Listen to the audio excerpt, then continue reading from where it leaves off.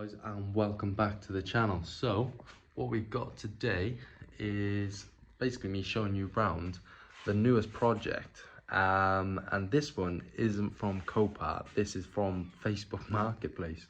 So what it is a 2007 Mini Cooper S that is a bit rally. So here she is. I'm gonna talk to you about the specs a little bit before I dive into the problems that came with it. So first of all, it's a Cooper S, which is good, and hopefully it'll sell quick. It's fast. It's got about 175 brake. So what really got my eye was this panoramic roof, which obviously opens up and slides to the back there. We've got some upgraded headlights, which these are the Xenons, which are the white light instead of the halogen. And we've got heated leather interior, and the interior is pretty nice. So we've got a couple of little issues. So this handbrake sort of cover just sort of comes off. It's not really stuck on there very well. But other than that, the leather, no rips. Smells relatively clean. Hasn't been at a Copart lot for a while like the usual ones. It doesn't smell like a smoker's owned it. And then only other thing was the boot seal. I'll get to it. Boot seal hasn't really been sealing properly, and there's a shitload of silicone, rusty silicone all around, and you can just smell sort of rusty water in the back. It doesn't smell great. So I'm thinking new seal and a good clean, and we should be good to go. Comes with a parcel shelf, which is nice, and it comes with all the sort of things that it, well, comes with from factory. Only thing I didn't really like were these wheels, and these are, I believe, off a Mini Cooper D, like a 1D, something like that. They're very standard, and I don't believe they came on any of the Cooper S's. So I'm assuming that the guy that I picked it up off, or the guy before that, I'm not sure, sold the Cooper S wheels that it came with. So I'm going to be looking to put these back, well, put this car back to what it was from factory, with a nice set of Cooper S alloys on there. And this is sort of buckled, and they're not nice. Even with a refurb, they're still only 16-inch alloys, and they're just not fit for purpose, I don't think. But what I liked about these is these normally come in like sort of a texture black, these arches here, all around. So front bumper here, all around, and the bottom skirt, they're all normally like a texture black, and these come painted, which I think will help it sell quite easily, because I believe it's quite rare, because I don't see many Cooper any sort of model with the painted arches. I don't know if it's an optional extra or it's something you can do sort of third party with aftermarket parts, but it really does set the car apart from others on the road.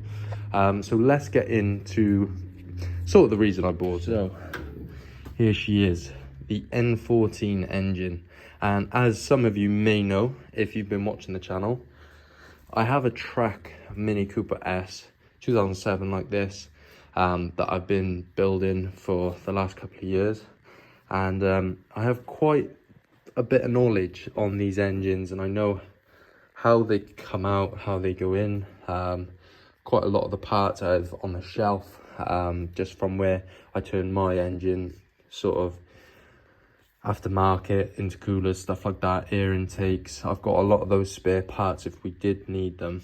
And I've actually got a spare timing kit, which came in the boot of my Mini, because as I later learned that timing chains are very common to go on a Cooper, well, any of the N engines. There's N12, N14, N18. In the N18, I believe they actually try to fix some of the issues that was in the M14, which is the pre-facelift. So yeah, what the advert said was it's got the death rattle basically, and the timing chain goes down the side of the engine there, and the plastic guides, they become rattly, the chain elongates, and you may snap sort of the plastic, and you'll find that in the oil pickup in the bottom of the sump. So I took a gamble, and he said that it was still running, so I sort of used the information I've sort of learnt over the years, and I just took a bit of a gamble, and I picked it up, and it seemed like nothing was broken internally. It was just the rattle, which I'll show you in a minute. And I took a good look around it, and it doesn't look like it's been tampered with like some of the Minis I've seen. Like a lot of these headlight tabs are just snapped. Some of the bolts here, they just are not the right bolts that Mini put in by factory. The only thing I found was this wasn't bolted in. This, it connects to the just the O2 sensor on here, so this is supposed to be bolted just down there, and then just a little zip tie on this. I'm not sure whether that was because there was no bolt in this, but it was just dangling on the AC there. But yeah, as I was saying, everything looks like it should. I did see a bit of an oil leak, and I didn't see that as a big issue, because I know these engines suffer with oil feed line issues, and the oil filter housing and the oil cooler housing, the gaskets go on them, because it just gets so warm with this turbo in the front here. You just get a lot of issues with oil in this engine, but it's nothing I haven't done before, and I know the parts are relatively cheap. So let me start this up, and I'll continue talking afterwards. See if it starts.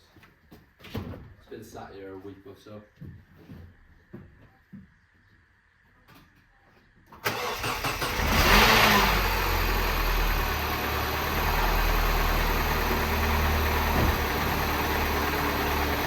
I'm not going to run it for too long, but you can probably hear what the issue is there. It's just rattling its nuts off. So yeah, I'm going to turn it off quickly. This car actually came with 2 keys. It came with a bit of service history, and he did say that he spent so much money on it recently that I didn't want to get the timing chain done, which he was quoted about 1,500 quid. Now I don't know whether the quote was actually 1,500 quid, because I've gotten quotes close to that, and that's why I sort of took it on board, because I paid £1,000 for this, drove it away, and if I was to get it done for say £1,000, I would see still a profit, I think, because I'm looking at them and they go for about £2,500 to £3,000 at the moment, and I was thinking, how much is a timing chain kit? When I was looking into it, and I could find one for about £103. That's the entire kit. And then I looked on eBay, and I could find a kit for £53. So I picked that up, and I watched a few YouTube videos, as you're doing now, and yeah, I thought I just need a couple of tools that I didn't have already, and I thought I was going to just give it a crack myself, so that's what I'm going to do.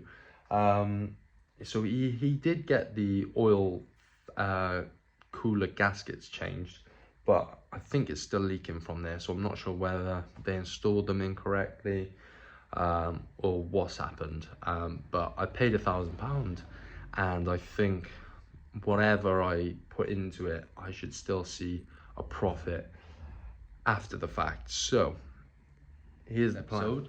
We're gonna strip it down, we're gonna get the timing chain hopefully done. This is something I've never done before, never attempted, as I just haven't had the confidence really, and I don't have the training, the certificates that really anyone who would attempt a timing chain would normally have.